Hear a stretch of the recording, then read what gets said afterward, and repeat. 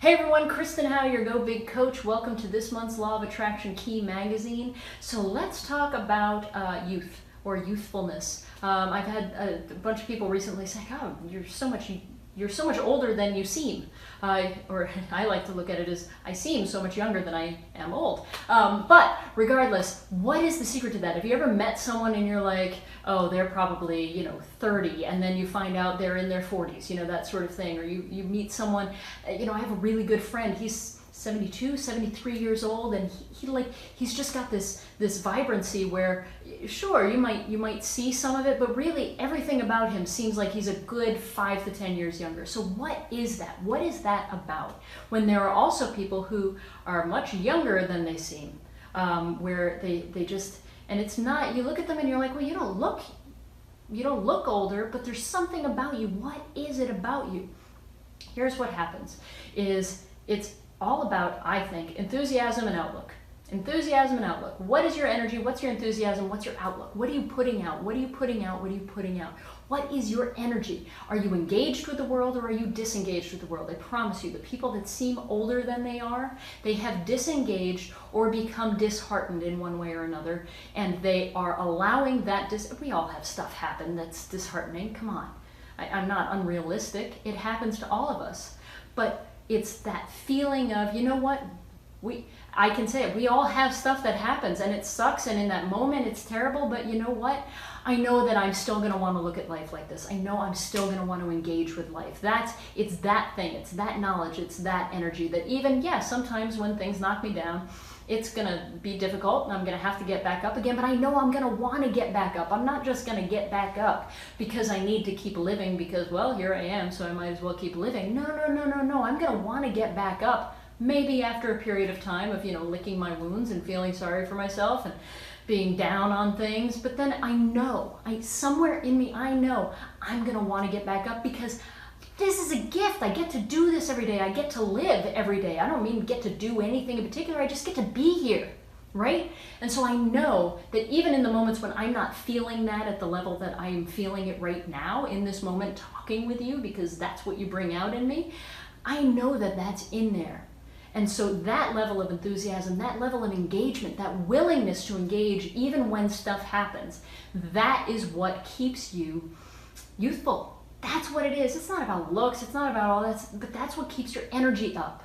Okay, so here's the thing. When we're younger, when we haven't been through stuff, that's easy, right? Being excited is easy. But looking at the world like it's just a big playground is easy.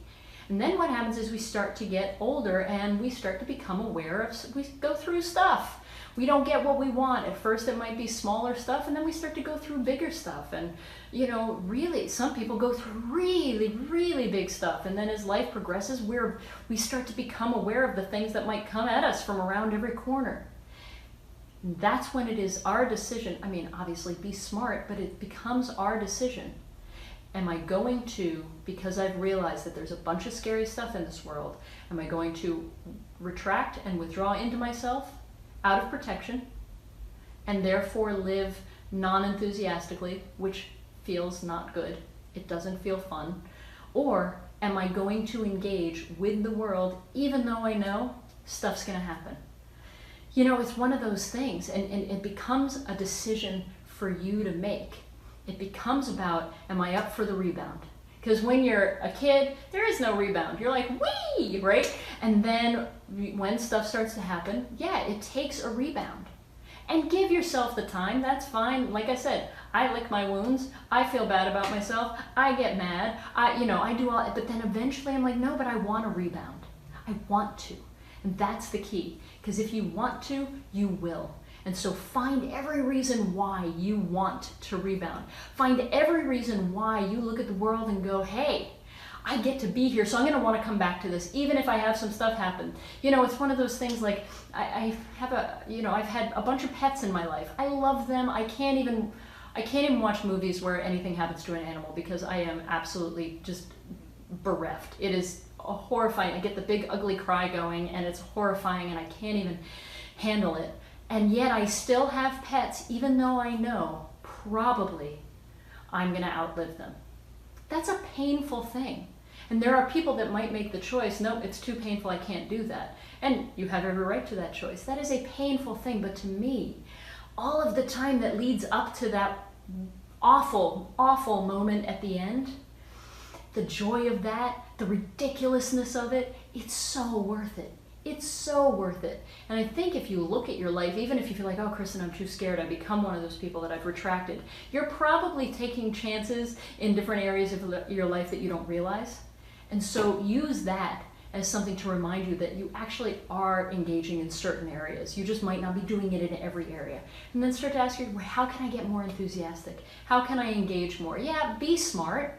Don't walk out in the street when a Mack truck is coming at you, but be smart, pay attention. But it comes down to, am I going to decide to engage? Am I going to decide to do this thing, even though I know that that means there are going to be times where I have to rebound? And that's it. Tap into your enthusiasm. Do it for you. Don't do it for anyone else. Do it for you. This is your life. This is the stuff that's going on inside you that gets you excited to be here. You get to be here.